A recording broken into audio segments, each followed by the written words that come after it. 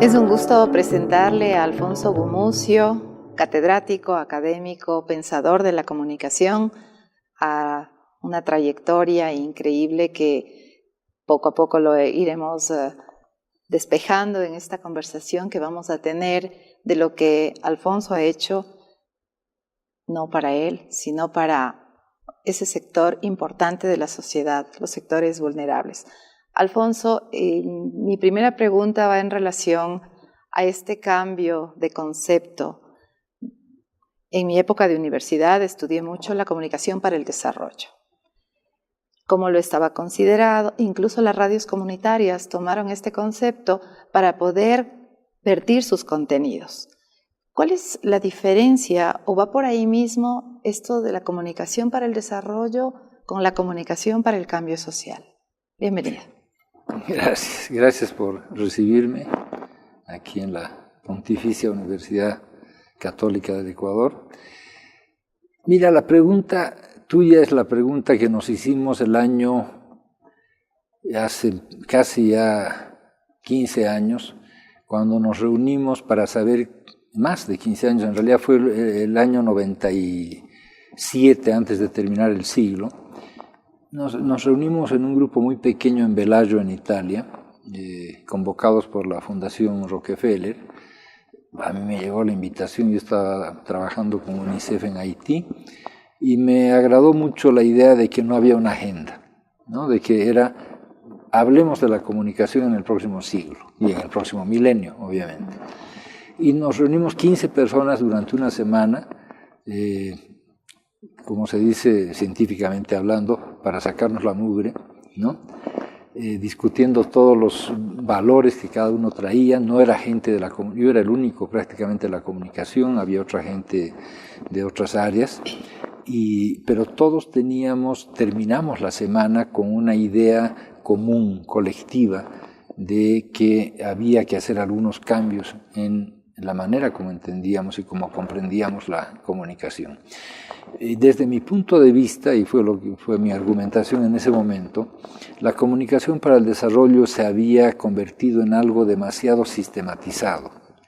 Yo quizás por alguna vena anarquista que tengo por ahí, no me gustan mucho los manuales que dicen paso 1, paso 2, paso 3, ¿no? Es decir, la comunicación para el desarrollo, llegue a la comunidad y hable con tal persona, ¿no? Al día siguiente haga un curso, en fin, no. Mi manera de aproximarme a la comunicación, antes incluso de esto, siempre había sido, primero tengo que ver con quiénes voy a trabajar, quiénes están, qué piensan, cómo viven, cuáles son sus anhelos, sus sueños, sus ideas, y juntos vamos a construir algo que es un proceso de comunicación, que puede tener o no resultados, lo que llamamos los mensajes, un video, un programa de radio, un afiche, etcétera, ¿no? Siempre fue esa mi idea, y creo que eso salió también en esta reunión que tuvimos en Bellagio, que fue muy estimulante, y dijimos, bueno, somos herederos de la comunicación para el desarrollo, ¿no? Que tiene ya una trayectoria muy grande, que tiene estas dos vertientes, una vertiente muy funcionalista, muy vertical, y una vertiente más participativa, más política en algún sentido, pero consideramos que al estar enmarcada en Naciones Unidas, y sobre todo la FAO, que fue la principal promotora de la comunicación para el desarrollo en la época de Colin Fraser, que fue un gran director del área de comunicación de la FAO, después de la salida de Colin, en realidad, se fue convirtiendo en algo muy de manual, demasiado estructurado. Entonces ya no daba margen a una participación real, efectiva de la gente. Entonces ahí es que surgió el nuevo concepto de comunicación para el cambio social, pero yo siempre digo que es un continuo, que no hay una ruptura total, que hemos ido heredando de diferentes escuelas, corrientes de la comunicación alternativa, de la comunicación participativa, o popular, horizontal, radical, le dice John Downing en uno de sus libros, ¿no? Entonces ese es un poco la idea. Justo a eso quería ir, el tema de la participación. En la comunicación para el desarrollo, participación, se hablaba, basta que la persona esté sentada en la reunión y escuche, si escuchaba, solo oía. Y conocemos que la participación tiene varios niveles, y el nivel más alto es cuando son proactivos, ¿verdad? En esta nueva tendencia que me parece muy interesante y que se ha observado en América Latina de la comunicación para el cambio social, ¿cómo está vista la participación? Yo te puedo decir, mira, hay muchos teóricos y mucha gente que habla del tema, y efectivamente la participación se convirtió en un momento dado como una simple presencia. Llenar ¿no? Es decir, la sala. Este proyecto lo hicimos con la comunidad participó. ¿Cómo participó? En una reunión donde vinieron a decirle lo que tenía que hacer. Y las fotos. ¿No? Y las fotos. Entonces, no.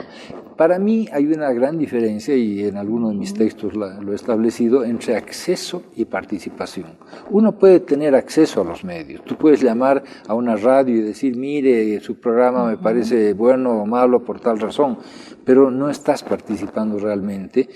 Y cuando hicimos hace muchos años con Aler y con Amarc un libro, una investigación primero, y un libro que se llama La práctica inspira, que es una extraordinaria investigación, ahí vimos que lo importante en la sostenibilidad de los medios comunitarios era una participación que en algún momento se convertía en una participación en los contenidos. ¿Quién decide y cómo se deciden los contenidos? Esa es la participación.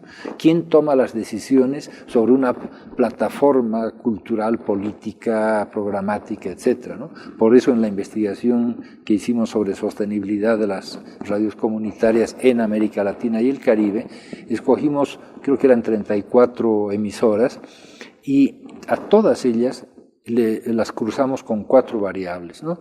La variable de sostenibilidad económica, que es la más conocida, si tienen o no dinero, si generan por publicidad o por algún otro medio.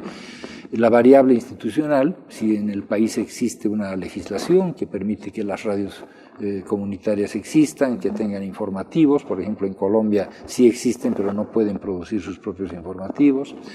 Pero la más importante de todas era para mí la variable social, ¿no? La sostenibilidad social, que era la comunidad la apoya, participa en las decisiones o no. Porque sin esa variable puedes tener dinero, puedes tener legislación favorable, pero si la comunidad no se apropia del medio, no se apropia del instrumento de comunicación y de los contenidos, de la programación misma, entonces no estás seguro de que va a ser sostenible, ¿no? Justo a esto último que tú mencionas quiero ir. Ese acceso a los medios, hoy justo en la charla que tú le diste a los estudiantes de la Escuela de Comunicación de la PUCE, decías, los medios no son medios de comunicación, como acostumbramos decir, son medios de difusión. Y el porcentaje es bastante alto de estos medios de difusión. Pienso, ¿cómo estos sectores pueden lograr acceder a que estos medios pasen de ser de difusión a medios de comunicación? Yo creo que no pueden. Te voy a decir, un medio, mira, ¿cuáles son los 3 diarios más importantes de Ecuador? El Comercio, el Universo y el Telégrafo. ¿Cuáles son los 3 canales de televisión más importantes? El 8, el 4 y el 10. Bueno, no sé quiénes son los dueños, no sé si es el Estado, si son privados, consorcios, etcétera, pero ahí en todos ellos, te puedo garantizar sin conocerlos, ¿verdad?, que hay intereses económicos, intereses políticos, comerciales, etcétera.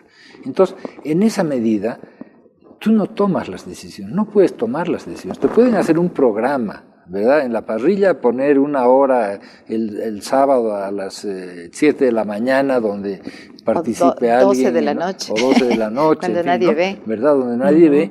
Pero esos medios nunca van a ser medios de comunicación, van a ser medios de información. Evidentemente pueden tener una planta de periodistas excelentes que hacen programas muy buenos sobre diferentes temas, ¿verdad? Y uno agradece cuando escucha un buen programa sobre música, sobre arte, sobre política, comentarios, discusiones, pero no son medios de comunicación en el sentido de que no son horizontales, ¿no? El que escucha, tú y yo, el que escucha esos programas y los disfruta, no tiene ninguna capacidad de incidir en esos programas, ¿verdad?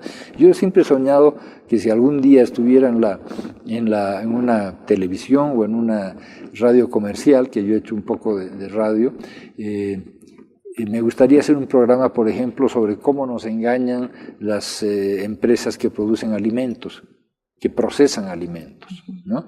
Pero obviamente me echarían al siguiente programa. ¿Por qué? Porque esas empresas son las que financian con la publicidad. Entonces, si estás ya en ese mecanismo de financiamiento a través de la publicidad, financiamiento empresarial, porque ahora tú sabes que hay empresas de telecomunicación que tienen también empresas productoras de alimentos, que tienen empresas de transporte, que ya son accionistas de cosas que es muy difícil tocarlas. Entonces, para mí, por eso la comunicación que se quede con las comunidades. Y cuando digo comunidades no me refiero evidentemente a comunidades que están radicadas en un solo lugar, comunidades indígenas, no, me refiero a cualquier comunidad de intereses. Por ejemplo, puede haber una radio, incluso nacional, que represente a las mujeres, que las asociaciones civiles de mujeres se organicen para tener una emisora, ¿verdad? Y esa emisora represente sus intereses y sea participativa en el sentido de que las diferentes asociaciones van a decidir cuál es la parrilla de programación. Eso es hacer comunicación, ¿no? En el sentido horizontal. Ajá. Entonces voy un poco al papel de las radios comunitarias. En nuestro país se reformó la ley de comunicación. Hay un porcentaje alto destinado para radios comunitarias. ¿Cómo la sociedad, no hablemos solo de los sectores rurales, porque somos la sociedad o los ciudadanos, podemos apropiarnos de espacios en estas radios ciudadanas o comunitarias? Mira, hay cuatro países que tienen esto, ¿no? Empezó Uruguay, cuando Gustavo Gómez estaba de asesor, él participó en la ley, pero fue muy interesante porque fueron grupos de la sociedad civil, creo que fueron grupos que trabajaban no solamente en radio, sino en otras cosas, que crearon creo que fueron 16 puntos no negociables de lo que serían los medios comunitarios. Y lograron que 1/3 de las frecuencias, ¿no?, fueran atribuidas a medios comunitarios, analógicos y digitales. Esa fue el precedente, la ley uruguaya. El segundo precedente fue la ley argentina, ¿no? Y en Bolivia también se hizo lo mismo, 1/3 del espectro para medios comunitarios, y Ecuador también. El problema en Ecuador es que había dos grupos que durante todo el proceso de hacer la ley se enfrentaron, un grupo liderado por CIESPAL, otro grupo de universidades, en fin, pero bueno, salió la ley. Y el problema en todas estas no es el hecho de que sí, 1/3 del espectro, tanto en radio como en televisión, esté destinado, reservado, dice la ley, para medios comunitarios, sino cómo se hace todo lo que viene después de la ley, los mecanismos para atribuir esto, ¿no? Y en Ecuador uno de los problemas que yo veo es que se creó un mecanismo por el cual la ley dependía directamente de la presidencia, ¿no? Entonces, claro, ahí ya le coartas la independencia que podía tener una ley que favoreciera a los medios comunitarios. Entonces, hay diferencias de un país a otro, de los que he citado, y lo ideal sería tener una reglamentación que cree una entidad independiente, ¿verdad?, con apoyo del Estado, porque tiene que ser así, pero que funcione de manera independiente para analizar los pedidos de frecuencias de las emisoras de radio locales, de grupos de interés, etcétera, y que desarrolle una serie de criterios para atribuir las frecuencias. Con la digitalización, con el apagón analógico, que en América Latina llevamos un retraso bastante grande en general, porque hay países que ni siquiera tienen fecha de apagón, ¿verdad? Pero cuando ya se digitalice todo lo que es la transmisión de la programación de radio y televisión, ya no va a haber un límite de frecuencias. El viejo argumento que tenían los estados, los gobiernos antes es que la frecuencia ya está saturada, no podemos darles más. Ese argumento ya no existe, ¿no? Hay suficientes frecuencias. Colombia ha dado 500 frecuencias para radios indígenas, o sea, hay la capacidad del Estado de darlas. Ahora, hay la capacidad de la sociedad civil de tomar esas frecuencias y hacer algo que no sea simplemente una caja de música 24 horas al día, ¿no? Porque el gran desafío de la radio comunitaria es la programación, ¿no? Y con la digitalización lo que yo he visto es que los riesgos son muy grandes. Te cuento una pequeña anécdota. Yo hice una película que se llama Voces del Magdalena, recorriendo el año 2006 en Colombia el río Magdalena Medio. desde Puerto Wilches hasta Cartagena, que era una zona muy conflictiva de guerra, pero las comunidades a ambos lados del río habían logrado establecer creo que una veintena de emisoras en total, emisoras comunitarias que funcionaban con muy pocos recursos, con muy poco personal, pero que hacían una cosa que era importante: trabajar con jóvenes. ¿Y qué significaba trabajar con jóvenes en ese momento?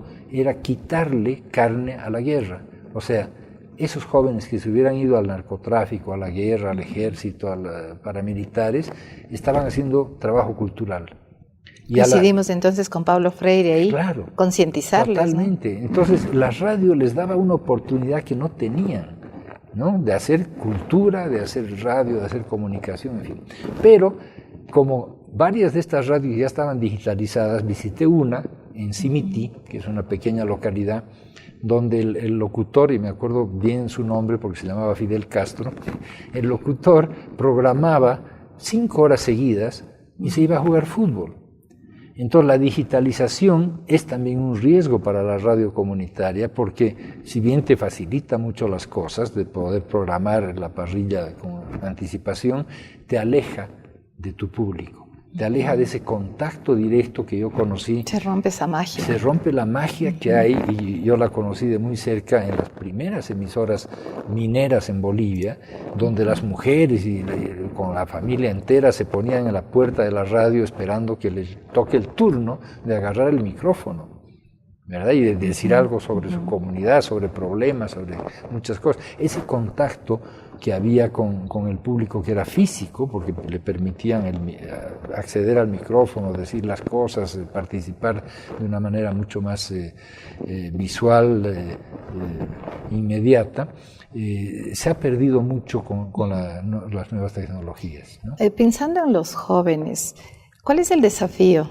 de las universidades? Hablo en general, no solo en la católica, sino en todas las universidades donde hay escuelas y facultades de comunicación, para pensar en la comunicación, pensar en la comunicación es posible desde otra perspectiva. ¿Cuál es el desafío? Mira, aquí hay que hacer un poco de historia. ¿Qué pasó hace 30 o 35 años cuando habían las escuelas de periodismo? Eso era lo que había, escuelas de periodismo. En un momento dado, ¿verdad?, a alguien se le ocurrió cambiar de nombre y poner carreras, facultades de comunicación social, y en algunos casos de ciencias de la comunicación, que me parece un poco más interesante porque implica pensamiento. Pero ¿qué pasó? De las escuelas de periodismo a las facultades o carreras de comunicación no cambió la estructura. Todo estaba orientado a los medios. O sea, siempre había la sección radio en la escuela de periodismo, la sección prensa, la sección televisión, la aumentaron publicidad, comunicación corporativa y alguna otra cosa, y le cambiaron de nombre. Pero básicamente la única disciplina, la única carrera profesional que está orientada por los instrumentos. Es como si medicina estuviera orientada por rayos X, bisturí, etcétera, y no por embriología y anatomía y otras cosas, ¿no? Entonces, a eso le llaman comunicación, y en realidad sigue siendo periodismo, ¿no? Entonces, ¿qué hay que hacer para responder a tu pregunta? Yo creo que primero hay que rescatar lo que los 3 principios básicos de una universidad, ¿no?, que son, además de la enseñanza, es la creación de conocimiento, que es fundamental, ¿no?, y la extensión, es decir, lo que se llamaba extensión antes, que ahora tiene otros nombres según los países, pero que es la llegada al pueblo, a la gente, a la sociedad. ¿Cómo se inserta una universidad en la sociedad? ¿Verdad? Y hay torres de marfil todavía de las que no salen los estudiantes y los profesores. O sea, esa tercera función de la universidad no se está cumpliendo en muchos casos. Entonces, para mí es importante tener muy claro que una universidad no es un instituto técnico. Una universidad no es para ir a aprender a manejar una cámara, una grabadora y demás. Eso incluso se puede aprender en YouTube con tutorials. O sea, no necesitas una universidad para hacer eso, ¿no? Segundo, la función de la universidad es crear conocimiento. ¿Qué de nuevo vas a ofrecerle a la sociedad? ¿Qué conocimiento vas a crear? No estás creando conocimiento entregándole un video terminado o un programa de radio, ¿no? Tienes que reflexionar sobre la comunicación. Está bien que uno tenga una serie de aparatos y de instrumentos para estudiar comunicación o estudiar periodismo, ¿no? Pero entonces, ¿en qué forma vas a utilizar eso para llegar a la realidad, para revelar la realidad, para hacer pensar sobre la realidad? Porque si hubiera este contacto con la realidad, sí se justifica tener todos esos equipos, ¿no? Si se hace un video sobre un barrio que tiene problemas, sobre el problema de la discriminación de las mujeres, el problema de la discriminación de los LGTB o de los discapacitados, si la universidad empieza a intervenir en la sociedad con esos juguetes que se ha comprado, entonces sí está haciendo pensar, está creando pensamiento y está reflexionando, ¿no? Que es muy importante. El tema de la vinculación, por supuesto. Ahora la ley dice, el reglamento de educación superior habla que la universidad tiene que salir del campus a la sociedad, y estoy totalmente de acuerdo. ¿Cómo hacer esta reflexión a partir del conocimiento? ¿Es teórico-práctico? ¿Es práctico? ¿O es la praxis la que tiene que conjugarse? Los chicos, hablo, ¿no? Con la guía y la facilitación de los profesores, como ellos tienen que hacer esa reflexión, tomando en cuenta de que nos irrumpen la tecnología, el internet y las redes sociales, que son solo chats de diálogos domésticos, ¿no?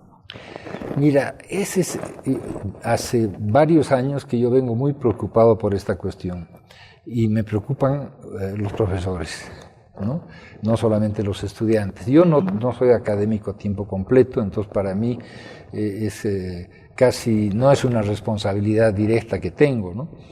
Pero cuando doy seminarios y doy talleres un poco más largos, me doy cuenta de la incapacidad de análisis que tienen los estudiantes de hoy. Cuando nosotros teníamos la edad que ellos tienen ahora, manejábamos muy poca información, y si queríamos información teníamos que ir a una biblioteca, teníamos que leer un periódico. Ahora no leen periódicos, no leen libros, no leen nada, y sin embargo reciben muchísima más información de la que nosotros recibíamos. Entonces yo les hago el siguiente test, les digo, ¿cuál es la primera información que recibiste esta mañana? ¿No? En tu celular, obviamente, porque lo primero que hacen al despertarse es levantar el celular, duermen con el celular, ¿no? O van al baño con el celular, que ya me parece demasiado, pero bueno. Entonces, que mi mamá me dijo que tal cosa, o que hubo un accidente de avión, o que no va a haber clases mañana, ¿no? Alguna cosa. Digo, bueno, como esa, tú recibes a lo largo del día miles de pequeños bits de información. Pero la juventud de hoy tiene incapacidad de conectar esos bits para hacer un análisis. Tú les preguntas qué pasó en tu país hace 3 años, este movimiento político, qué está pasando en el sistema electoral o en el sistema de justicia, no tienen idea. Entonces yo les llamo autistas colectivos, ¿no? Porque cada uno está metido en este chat que tú dices de caritas y de dedos y de me gusta y demás, que les impide razonar, les impide elaborar un discurso propio. Entonces, cuando tú tienes una conversación con la mayoría de ellos, no digo todos, es una conversación muy pobre, porque no tienen elementos procesados de información, tienen puro bits de información. ¿Qué hacemos entonces? ¿Cómo luchar contra eso? Porque no es las universidades, esto arrastra ya desde la escuela. Sí, y en todo el mundo además, ¿no? Así es. Hay países donde, mira, mucho depende de la familia, mucho depende de la familia. Mis hijos, por ejemplo, que ya son grandes y tienen sus hijos, mis nietos, les dan una educación en la casa que es reforzada en la escuela, de manera que no, por ejemplo, ellos no tienen celular, porque son muy chicos todavía, tienen 9 años, ¿no? Mis nietos, y casi no ven televisión. Fíjate, mi nieto me decía hace unos días por Skype cuando hablamos, acabo de leer el 5º tomo de Harry Potter. Muy bien, le dije, porque son 500 páginas. Y sea Harry Potter o sea cualquier otra cosa, me parece excelente que un niño de 9 años se mande un libro de 500 páginas, ¿verdad? Y te aseguro que muchos mayores ven la película, pero no se leen el libro, ¿no? Entonces, depende mucho de la familia. Y en cuanto a la universidad, pues es una pena que ya los chicos lleguen con esta de formación, pero hay que motivarlos. Yo creo que hay que motivarlos con cosas concretas, ¿no? Es decir, que se comprometan con algo, que sientan el compromiso para que la información que reciben la utilicen de una manera que sea útil para la sociedad. ¿Cómo hacer eso? Yo he visto universidades en Colombia, por ejemplo, donde los programas de vinculación, que era la palabra que no encontraba, que antes se llamaba extensión, ¿no? Los programas de vinculación son programas serios. En Medellín, por ejemplo, las comunas de Medellín, donde hay programas de comunicación comunitaria, están que son los chicos del barrio los que las hacen, pero están apoyados muchas veces por prácticas de las universidades, la Universidad de Antioquia en Medellín, la Universidad Católica, ¿no? Los chicos tienen la obligación de ir y estar, qué sé yo, un día o dos a la semana acompañando a estos colectivos de comunicación y comprometiéndose, por lo tanto, no solamente con esos otros jóvenes que viven circunstancias de vulnerabilidad muy graves, pero también con los problemas sociales de una comuna, de la ciudad. Empiezas a ver el mundo de otra manera diferente. Pero eso de la vinculación tiene que ser algo hecho seriamente, no es cuestión de salir a un museo un día o salir a visitar alguna experiencia. O cumplir con la ley. Sí, exacto. No es solamente cumplir con la ley, sino comprometerse con la sociedad. Así es, una apropiación de profesores y la sociedad en general. Ya para terminar, quisiera apuntar a los procesos, que me parece súper importante, porque es cierto, se cumplían manuales, entonces quiero aprender a locutar el manual paso por paso, qué es lo que tengo que hacer. Los procesos, ¿en qué me ayudan? ¿Cómo se desarrollan? ¿Son sistémicos? ¿Cómo se los trabaja dentro de la comunicación? Yo te doy un par de experiencias, ¿no? ¿Por qué digo yo en mis conferencias el proceso es más importante que el producto? Porque la lógica normal mediática de los medios es tenemos que terminar el programita para emitirlo, ¿verdad? O tenemos que terminar la revista para distribuirla.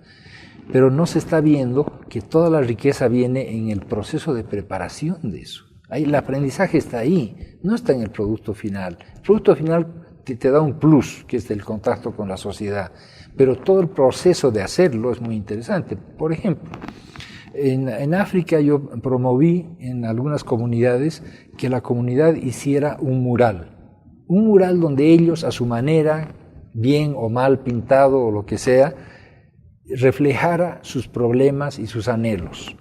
Ponte tú un mural sobre agua, sobre el tema del agua. Y entonces tú ves a la comunidad ahí pintando pedacitos cada una, no se necesita hacer Siqueiros o Rivera para hacer un gran mural, pero en el proceso de discutir qué es lo que van a poner en ese mural, de discutir cuál es nuestro principal problema, ¿es el agua? ¿Es la discriminación? ¿Es la carretera? ¿Es la sequía? En ese proceso es donde se da el aprendizaje y lo mismo puedes hacer en la universidad cuando estás preparando un producto, un mensaje. Decir, a ver, ¿de qué vamos a hablar? ¿De la mujer? ¿Vamos a hablar de la discriminación? Leamos, averigüemos, discutamos, hagamos diálogo. No es cuestión de salir con una cámara, hacer un par de entrevistas y punto, ¿verdad? Entonces a mí me parece que el proceso hay que entenderlo en ese sentido, un proceso de aprendizaje que puede o no terminar en un resultado. Y termino con esto. Una experiencia de uno de mis libros que se llama Haciendo Olas, que está en internet, que visité en Zanzíbar, frente a Tanzania. Un grupo de video que se llama Maneno Mengi, que lo que hacía es ir, por ejemplo, a reuniones de asociaciones de pescadores o de mujeres o de cualquier oficio, y los filmaba lo que hablaban, filmaba sus discursos. Y un mes después o 15 días después simplemente los reunía a los mismos y les mostraba para que se vean cómo hablaban, qué estaban diciendo, si habían creado conflictos, si habían contribuido a una solución colectiva. Ellos no pretendían terminar el producto video, era un espejo, usaban el video como un espejo en un proceso de organización comunitaria que favorecía a la comunidad. Y que por supuesto es participativo. Por supuesto. Muy interesante. Gracias por darnos estos conocimientos que van a estar en las redes sociales, por cierto, para que todo el mundo pueda acceder y alimentarse de lo que Alfonso Gumucio nos acaba de dar. Gracias por este diálogo muy interesante. Gracias.